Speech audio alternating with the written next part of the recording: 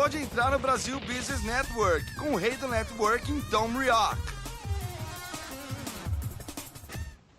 Seja bem-vindo ao BBN Brasil Business Network, um podcast de negócios. O rede de relacionamento se forma com pessoas que conhecemos todos os dias, em todo lugar, o tempo todo. Eu sou Tom Rioch, um americano com muitos anos no Brasil. Eu sou conhecido como o rei do networking. Sou palestrante sobre o tema de networking e autor do livro Seja Executivo e Não Executado. No podcast BBN Brasil, conversamos com empresários e empreendedores, pessoas que eu conheço pessoalmente ou virtualmente. Hoje vamos falar com Alessandro Gil. Ele é diretor executivo da Linx. Linx é L-I-N-X, empresa de tecnologia em varejo.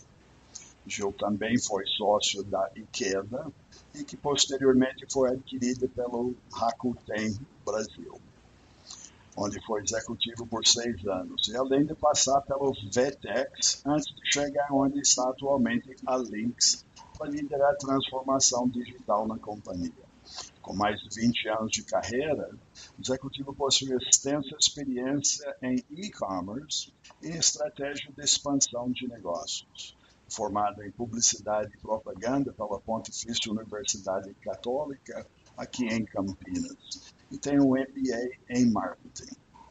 Alessandro hoje está participando conosco, falando do escritório dele em São Paulo, e eu conheço o Alessandro Gil como membro do Future Advisory Board na Associação Comercial de Campinas, onde nós reunimos conversando sobre o futuro e tendências no mercado e no mundo. Com isso, Gil, muito obrigado e agradeço pela participação aqui no BBN Brasil. Então, eu que agradeço, é um prazer enorme, tenho acompanhado os podcasts e sempre uma felicidade falar contigo. Bom, na semana passada, para a nossa audiência, Gil, você fez uma apresentação para o nosso grupo falando sobre a transformação digital no varejo, né? E essa semana também eu entrevistei o Birajara, que é nosso colega também do grupo, e ele falou também um pouco do varejo do ponto de vista dele. Agora, você é especialista no mercado digital brasileiro. A pergunta que eu quero fazer para você é se em 2025 vai existir o varejo e como ela vai ser. Não, certamente irá. Continuaremos vendendo produtos ao consumidor, as pessoas vão continuar consumindo. O que está acontecendo e numa velocidade cada vez mais forte é a mudança de como as pessoas compram, do porquê elas compram e do que elas esperam no momento da compra, né?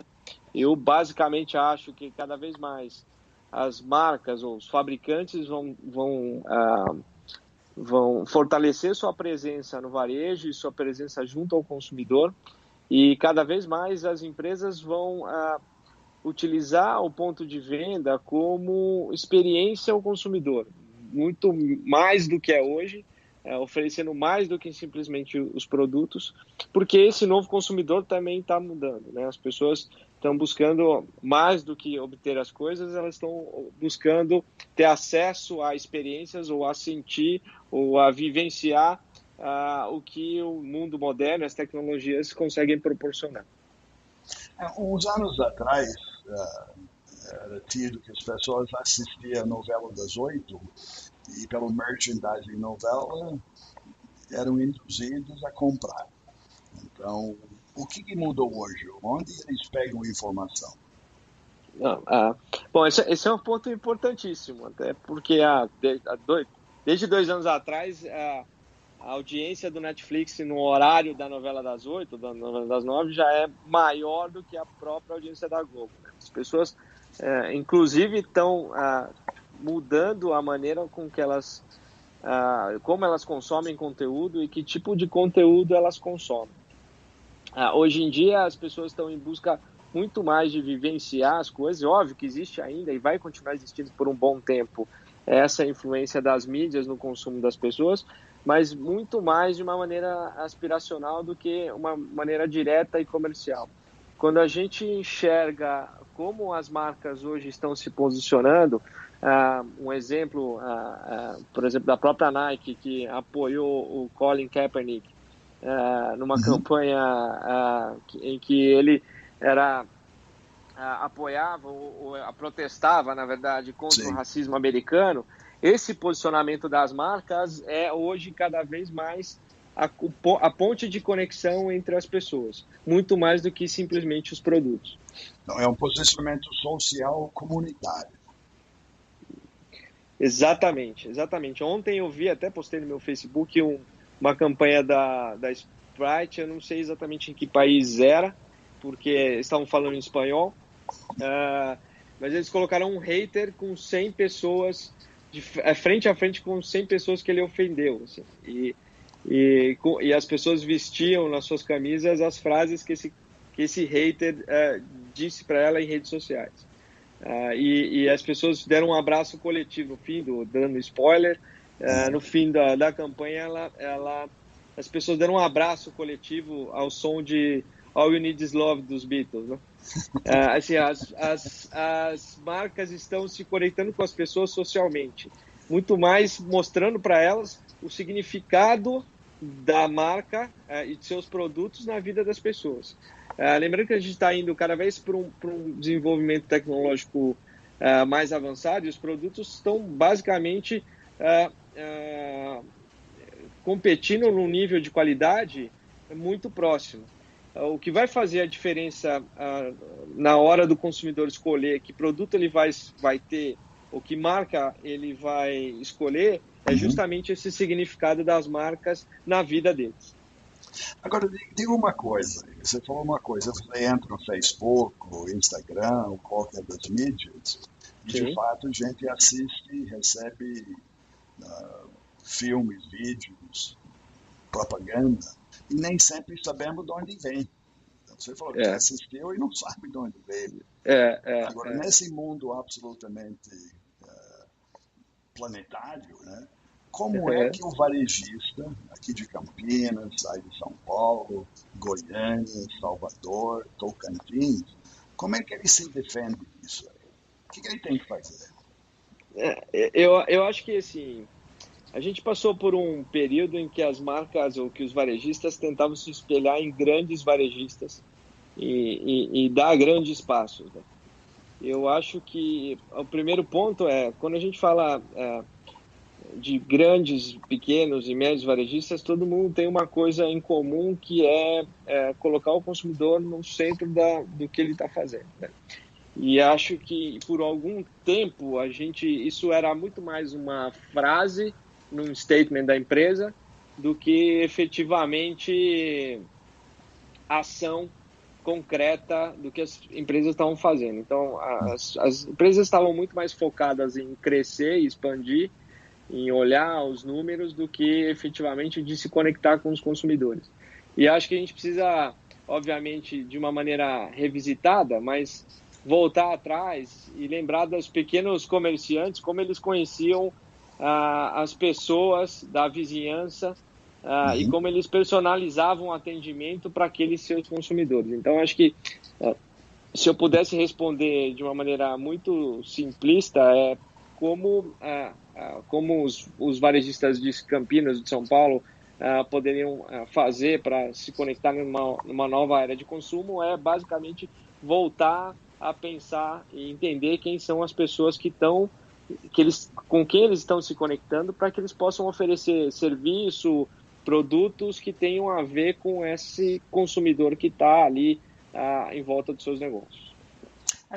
Quando eu estava falando com o Birajara, eu mencionei, ele tem uma loja em Vinhedo, né? Estava comparando o shopping com um vinhedo.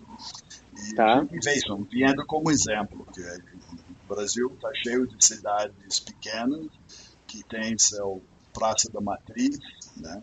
Tem seu comércio meio no centro, e as pessoas ainda passeando no calçado, tá? E esse cenário que eu chamo de friendly, amigável, é aquele parte que o Birajara falou e concordo. Eu, como consumidor, se eu passo na frente de uma loja, alguém acena, me fala ou me reconhece, Uhum. fez meu dia, né? Então, como é que se replica isso digitalmente? Acho que você tocou num ponto importantíssimo. Esse reconhecimento do consumidor é realmente o que faz a diferença nas relações de consumo entre pessoas e empresas, né? Hoje a tecnologia já permite saber de uma maneira muito democrática, né? Ou seja, está acessível de pequenas empresas, tecnologias que permitem identificar quem são os consumidores, qual o histórico de compras, o que eles efetivamente estão buscando, seja numa loja física ou seja entre canais, né? Acho que cada vez mais as lojas deveriam estar conectadas em diversos canais, sejam as redes sociais, via as contas de Facebook e Instagram, seja via uns sites de comércio eletrônico ou aplicativos móveis. Isso, de novo, tá super disponível para qualquer empresa, de qualquer tamanho. E a conexão de dados permite que cada vez mais, nesse mundo cada vez mais digital, que o reconhecimento e o atendimento dos consumidores seja único e especial para ele. Assim, dando um exemplo, hoje é perfeitamente factível saber que um consumidor entrou no seu site de e-commerce, foi lá, imagine que você venda camisas, ele colocou uma camisa amarela no carrinho e acabou não comprando. É fácil de saber, existem tecnologias que conseguem persistir o carrinho e dar na mão do vendedor da loja a informação de que ele esteve no site, visitou o site, olhou uma camisa amarela, chegou a colocar no carrinho e por algum motivo não comprou, né? Isso permite que os vendedores personalizem ainda mais o atendimento aos seus consumidores. E eu acho que é o que cada vez mais as pessoas estão buscando. Se você acompanha os dados de varejo americano, eles medem cada vez mais o footstep nas lojas, né? Quantas pessoas, o tráfego de loja. O tráfego nos últimos 5 anos caiu pela metade. Porém, a conversão mais que dobrou. Então, as pessoas estão cada vez mais buscando informação em diversos canais para chegar no momento de consumo, quando chegam na loja, elas efetivamente estão gastando seu tempo para comprar ali, né? Então, aquele tempo que elas gastavam fazendo um browsing em várias lojas, cada vez está cada vez menor fisicamente, e elas estão buscando informação em outros canais, que tem um link grande com a sua pergunta anterior, né? O consumidor está mais informado e tem mais acesso à informação. Deixa eu fazer uma colocação. Você falou uma coisa que é interessante. A cultura de compra, né? A cultura do consumidor. Então, de fato, o que você falou nos Estados Unidos, o mapeamento é literalmente o mapeamento dos passos, né? Se eu entro numa loja, se eu viro direito, viro esquerdo, vou para frente. Sim. Se eu vou numa loja, antes de ir numa loja nos Estados Unidos, eu vou entrar, vou ver exatamente, estou procurando um parafuso. E aí eu vou saber que esse parafuso existe numa prateleira número 112, tá? Então eu consigo entrar lá, pego o parafuso e saio e compro o parafuso, ou a camisa amarela, ou seja o que for. Certo. Mas lá, a conectividade, essa entrada na era digital, eu vejo que foi mais massificada. Tá? As pessoas foram educadas de fazer assim. Porque eu comentei até com o Ibirajara, patentes entra numa loja, algumas lojas nos Estados Unidos não tem pessoa física, você não tem com quem falar. Então, ou você descobre o parafuso, ou não tem quem te atende. Tá? Aqui, então vamos falar da nossa pequena varejista. Obviamente nós temos grandes exemplos no Brasil que estão nesse caminho, né? Grandes lojas estão educando. Certo. Mas o ponto que você falou na sua apresentação, você falou muito da Alibaba, tá? Certo. O chinês, e você mostrou para nós a forma que que ele faz, o sucesso dele não só educar o pequeno varejista, Tá. mas abastecer eles com as ferramentas que precisam, que são Sim, lojas, lojistas pequenas. sim. Esse é o caminho no Brasil, as empresas estão dando esse suporte para pequeno lojista. Não, eu acho, assim, esse é um ponto importantíssimo. Eu acho que tem, nunca o contato humano vai ser substituído. E o que vai fazer diferença é o quanto de informação esse contato humano consegue carregar para melhorar o contato entre as pessoas, né? E aí você comentou super bem, que eu disse na palestra que eu fiz no FAB, que a Alibaba na China, você até explicando um pouquinho mais, no ponto de vista, essa é a grande transformação digital da China, né? Os supermercados totalmente digitais são super interessantes, a tecnologia mobile, pagamento, enfim, é super interessante. Mas o processo de transformação que a Alibaba está fazendo, que é empoderar os pequenos varejistas com tecnologia, revitalizando a arquitetura das lojas, disponibilidade de produto e dando mais ferramentas para o pequeno varejista continuar aquele contato humano, mas cada vez mais eficiente, não só no ponto de vista de informação do que se vende, mas também no próprio abastecimento de produtos na loja, né? Acho que esse para mim é um grande movimento. Eu não vejo ainda nada parecido acontecendo no Brasil. Tem pequenas iniciativas da indústria, a Unilever, Nestlé, estão começando a montar operações de B2B digitais, onde elas começam a digitalizar o contato entre pequeno varejista e indústria, eventualmente cortando parte dos intermediários, para justamente a indústria começar a ter mais informação do que acontece no ponto de venda e, ao mesmo tempo, municiar o ponto de venda de informação, mas aí ainda falta um passo adiante de ajudar a digitalizar a loja em si e preparar mais esses pequenos varejistas para essa nova transformação. Acho que o primeiro passo foi dado, mas a gente ainda está um pouco distante do que está acontecendo na China, especialmente do que o Alibaba está fazendo. Então, o que eu estou te ouvindo não adianta a grande marca só fornecer o produto, né, oferece para ser comprado no B2B, mas precisa da tecnologia para a lojista sobreviver. Porque eu vejo, se deixa de existir, realmente o ponto de venda, esse contato pessoal, vai deixar de existir. Exato. Concordo plenamente. E eu acho que começa a sair na frente nessa briga pelo novo consumidor ou pelo novo jeito de consumir. As empresas que entenderem isso, entenderem inclusive a importância desses pequenos varejistas na vida das pessoas e na própria cadeia de distribuição. Acho que é quase que missão dessas empresas maiores ajudarem o pequeno varejista a impulsionar essa revolução digital dentro dessas pequenas empresas, que muitas vezes são familiares.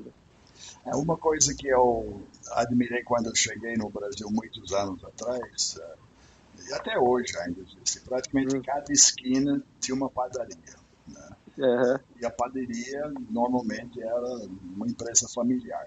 Então, o pai fazia o pão, a mulher estava no balcão, a filha estava na caixa, e é assim que funcionava. E continua funcionando, né? Uhum. Mas hoje eu estou vendo a transformação da padaria. Continuam sendo locais, mas eu sinto essa transformação. Tá? Os padarias aqui perto de minha casa são pontos digitais. Tá? Então, tem seu vídeo, está mostrando, tem painéis eletrônicos, tem Wi-Fi. Então, consigo entrar, eu recebo, aí falando de Instagram, eu recebo avisos de novo produto, um pão, um bolo, enfim. Então, é possível ter isso bem no local. Não tem que ser Alibaba, não tem que ganhar a China. Dá para ganhar o bairro, dá para ganhar a rua. Não, perfeitamente, concordo plenamente. E é um pouco do que eu estava falando lá no começo, que assim, existem tecnologias hoje que estão super disponíveis para pequenos varejistas. E se a gente pensar, o mínimo, o básico, é justamente começar a conectar os consumidores do bairro nas redes sociais e avisar, por exemplo, a hora que sai o pão quentinho num feed de Instagram, por exemplo. Parece algo que está longe, mas está muito perto, né? Saber quem está comprando, se conectar via redes sociais e dar um aviso de que o pão acabou de sair, que está quentinho. Acho que são pequenas coisas que às vezes a gente fica esperando grandes passos, grandes movimentos da própria indústria e o próprio varejista pode, de maneira proativa, atacar esses consumidores. Mas deixa eu fazer a pergunta. Você, como profissional da área de tecnologia, de varejo, você entra na padaria, você sente o cheiro do pão ou você está olhando as novidades digitais que ele está colocando? Quando eu entro na padaria, eu 100% do tempo estou sentindo o cheiro do pão. Mas as novidades digitais podem me ajudar a ir na padaria no momento que eu não estava pensando em ir, por exemplo, né? Então, o próprio Instagram e o Facebook tem opções para você atingir pessoas baseadas em geolocalização. E é possível mandar avisos para as pessoas que estão perto. Olha, se você que está aqui do lado, você não quer vir passar aqui que acabou de sair um pãozinho de queijo super quentinho? Isso é fácil, rápido, barato e a chance de atrair novos consumidores e de conquistar novos fãs para a tua padaria, que é um negócio ultra familiar e muito peculiar do Brasil, é enorme, né? Eu acho, ainda vou viver de ver ou receber um WhatsApp, ou seja o que for, no meu smartphone, que já vai emitir o cheiro de pão quente e café. Aí seria sensacional. Aí seria um movimento que é quase que irresistível de passar na padaria. Não, mas acho que tem gente fazendo isso, desenvolvendo agora. Eu acho que sim. Eu já vi um projeto para TVs, acho que deve estar muito próximo para smartphones também. Então tá bom. Bom, Gil, estamos chegando perto do nosso tempo e eu sei que já passou a hora, mas eu estou ficando com fome. Agora tanto de pão quente e café. Então vamos ter que caminhar para o nosso dia, tá? Então, obrigado mais uma vez pela sua participação e com certeza acho que nós vamos ver de novo no Retail Conference, né, pela ASIC aqui em Campinas, no dia 25 de abril, que realmente está falando do novo DNA do varejo, né? Sim, espero encontrar o dia 25, minha presença está super confirmada, acho que a todos que estiverem ouvindo esse podcast, se tiverem ouvido antes do dia 25 de abril de 2019, por favor, passem no Retail Conference, que é um evento imperdível, justamente para entender esse novo DNA do varejo.